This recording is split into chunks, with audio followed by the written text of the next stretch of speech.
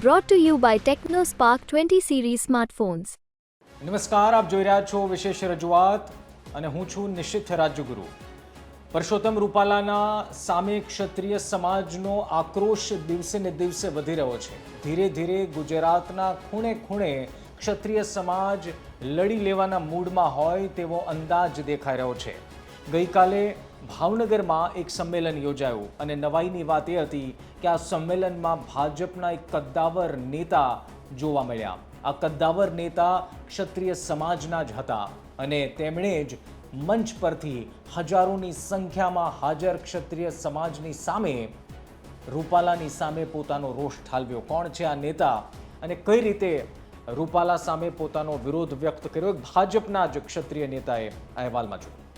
કોઈ પક્ષાને લેવા દેવા નથી કે કોઈ પાર્ટીને લેવા દેવા નથી. ફક્ત ને ફક્ત માત્ર ને માત્ર પરસોત્તમભાઈ રૂપાલા અરે આપણે લેવા દેવા છે કે સાહેબ એને ઈ જણાવો કે જ્યારે 565 રજવાડા એક કરવાના હતા ને ત્યારે અમારા રાજપૂતોએ બલિદાન દીધું હતું. એમના ત્યાં નથી જોવા દેશ એકત્રીકરણ ક્યાંય સરદાર મુંજાતો નહીં કે મારી પાસે તો ખાલી 1815 જ છે. જો 562 રજવાડા હોત ને તો ઈ પણ આ દેશને એકત્રીકરણ કરવા માટે હું હસ્તે મુખે દઈ દે ભલા માણસ.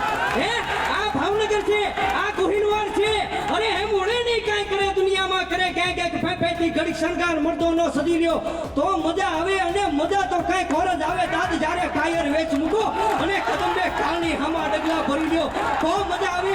અને આજે બધા કાલની સામે ડગલા ભરવા આવ્યા છો. રૂપાલાનો વિરોધ કરવામાં હવે જાણે ગુજરાતનો એક પણ ખૂણો બાકી રહ્યો નથી. ઠેર ઠેર વિરોધ પ્રદર્શન અને એક જ માંગ કે રૂપાલાને હટાવો.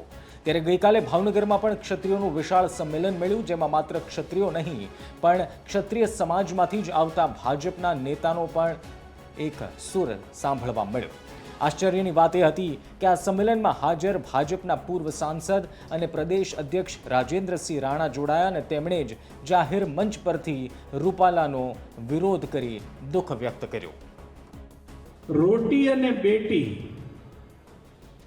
આપણે લોકો વધારે આહત જે થયા છીએ. મને પણ દુઃખદ આશ્ચર્ય થયું છે કે આના મોઢેથી કેમ નીકળી ગયું, કેવું નીકળ્યું.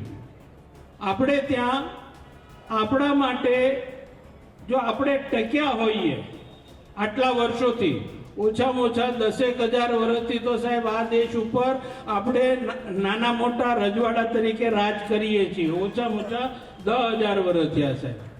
અને એમાં આપણે કાયમ આપ્યું છે, આપણે માથા પણ આપ્યા છે અને એકલા આપણે આ એકલ પણ નથી કર્યું, એકલ હુડા નથી આપણે. શું કામ?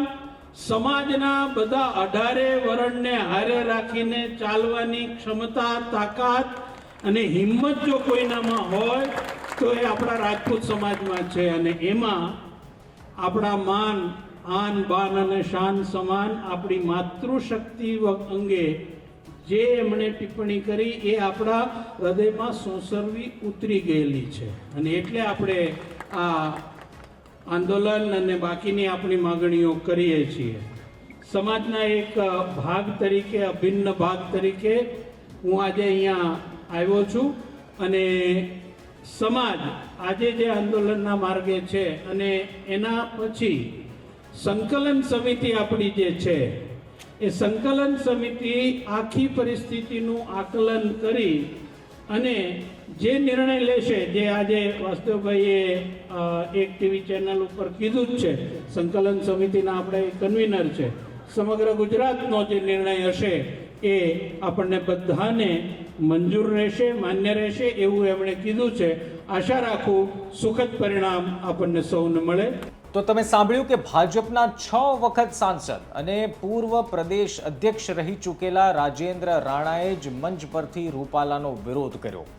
આ વાતનો અંદેશો છે કે રૂપાલાએ કરેલી ભૂલ અને ક્ષત્રિય સમાજની નારાજગી આસાનીથી ખતમ થાય તેવું લાગી રહ્યું નથી. પરંતુ ક્ષત્રિય સમાજ સાથેની બેઠકમાં શું નિવારણ આવે છે અથવા તો એ નિવારણનો શું મતલબ થાય છે તો આગામી સમય જ બતાવશે.